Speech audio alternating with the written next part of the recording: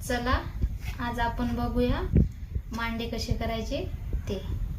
मांडे ही recipe खूप famous आहे आणि ही मटन सोबत किंवा तिखट वरणा सोबत खूप भारी लागते आणि खूप आवडीने खातात। चला मग आज बघूया कसे बनवायचे मांडे ते। याच्यासाठी आपल्याला लागणारं पीठ आहे हे लोकोन गव्हाचंच लागतं, कुठल्याही गव्हाचे बनवू शकत नाही, कारण ज्या गव्हाला जास्त आट असतो वात असतो त्याच गव्हाचे बनतात आणि याला खूप मळावं लागतं। तर बघा आपल्याला माणसानुसार पीठ घ्यायचं नाही, तर हे आपल्याला गावाकडच्या माणसांसाठी जर घ्यायचं असेल तर फॅमिलीमध्ये 7-8 मेंबर असतील तर आपल्याला 2 किलो किंवा 2.5 किलो पीठ घ्यावं लागेल, आणि जर सिटीच्या ठिकाणी असेल तर थोडं कमी